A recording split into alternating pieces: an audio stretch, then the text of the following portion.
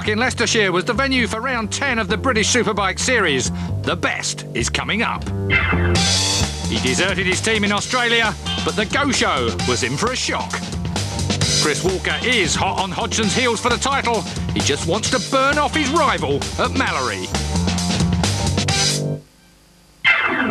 Ramsey falters in the 250s, but Barton is back. It's gloves off for the Supersports. The phrase, "we take no prisoners," comes to mind. If you thought the Superbikes were hot in race 1, then wait till you feel the heat of race 2. And the 125s drove some to drink and smoke. Wait till his mum sees him. With the fuel crisis still causing problems around the country, you'd have thought a few fans would have stayed at home. No chance. Mallory was packing them in.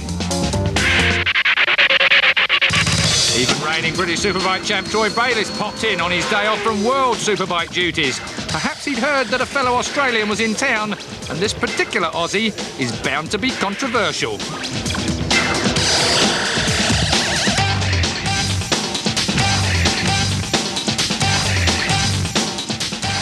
Just when you thought the British Championship couldn't get any more exciting, it has. The Go Show is off the bench, and possibly, Anthony, not in the best circumstances here with regard to Steve Hislop.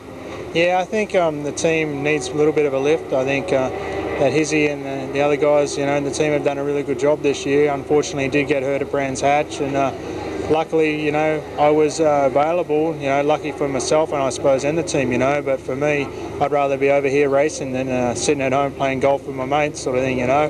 It was a tough decision, but I decided I am a racer and I should race. Indeed, and you're taking up some of the old rivalry with some of the British guys again.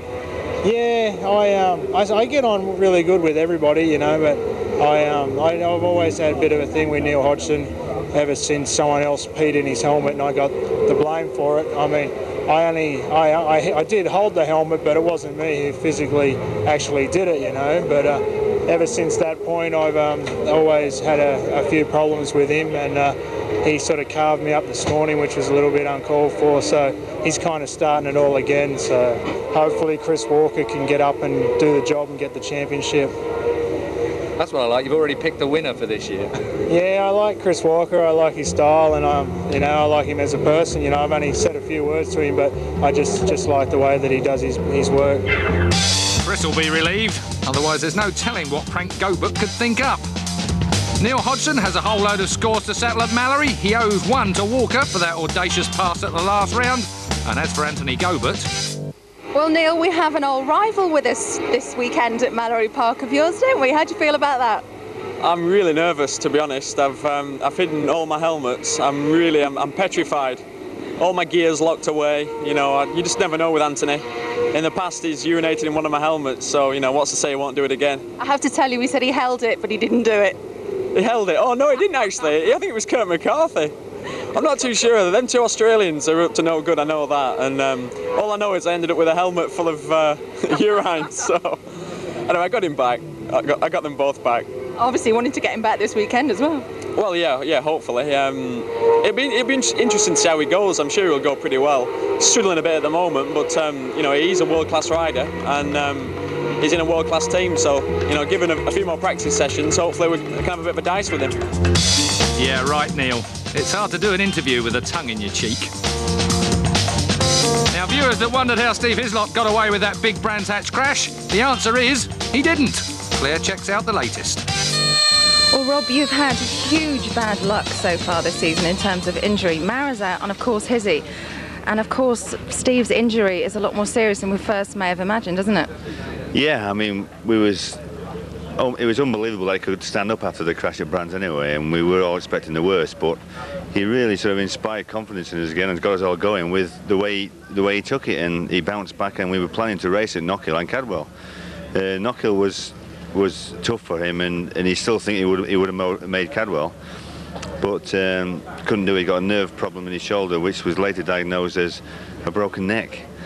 So incredible, the guy was trying to do it really, and we don't really know how bad it was, but still it's a broken neck, and the guy's now gone under surgery. He's had a plate put in 2 vertebrae and some bone taken off his hip to put on his shoulder, so it's obviously quite a mess really, but he's going to make a full recovery. The surgeon said he's really happy with how it's gone, I'll tell you something, it says a lot about his dedication to the support and obviously the fact that he's extremely tough. What kind of recuperation period are we looking at? When will we see him back? Well, they say that it's 100% successful what they've done, and he can get straight on with his physio. So he's not in any pain really. It's just a matter of case of getting going again. And they're saying maybe 8 to 10 weeks before he can test. So he's relieved that. I think he's had a niggling back injury for a couple of years really. I think this, in hindsight, has shown up more scars, if you like, and got them fixed. Got a chance to get them fixed. So he's looking at being 100% fit for next year. Now here's a question. How many of you have built a motorcycle from scratch? Well, if you're in a race team, you do it every week. And in the time it takes to cook Sunday lunch. Mind you, these guys are good. Very, very good.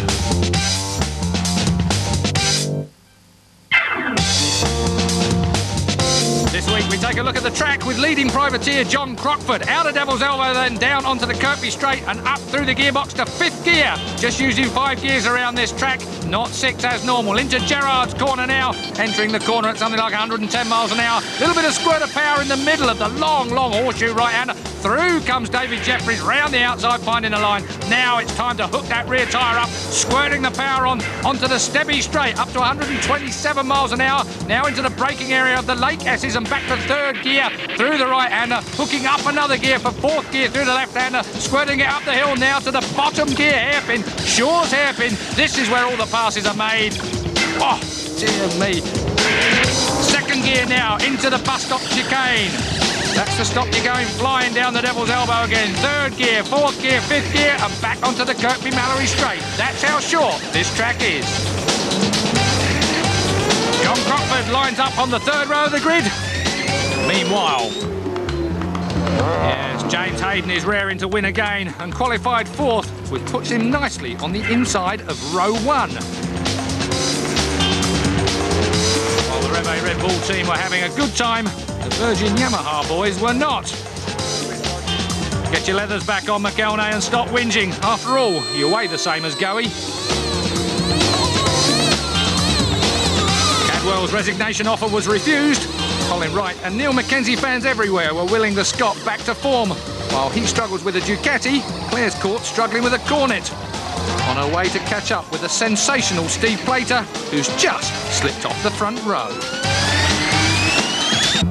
Unfortunately, with 50 seconds to go in the session, 2 people just picked me off the front row, but I'm very disappointed. I couldn't believe it last lap when I come around and saw P5, but it's just a case of picking myself back up again and getting a good start tomorrow. And I know my race pace is good, and I just want to get on the rostrum so bad before the end of the year, you know, and it could be here. I just want it to happen so much, but tomorrow's another day, innit? With new boy Gobert only 19th, it was down to Paul Brown's replacement David Jeffries to perform for the Virgin Mobile Yamaha team. He starts 6th. Rev A Red Bull Ducati teamster John Reynolds is, realistically, the only other challenger for the title, and he knows it. Being on the front row on such a short track is crucial, and it just couldn't be closer in qualifying. It's a nightmare. I just can't believe how close it is, you know, to get 5 or 6 riders or even 8 riders to go around a 1.5 mile circuit within, you know, 2 or 3 tenths of a second on different machinery, different bikes and everything. I find it incredible. Troy Bayliss must be happy to be in World Superbikes now. He left ex-teammate Neil Hodgson to deal with the might of National Tyre Suzuki's Chris Walker. Walker looked secure with the fastest time of the session, while Hodgson languished provisionally on row 2. But in the closing minutes of the last qualifying session, Hodgson squeezed an incredible lap out of Mallory Park to grab pole. Well, that's Superbikes for you.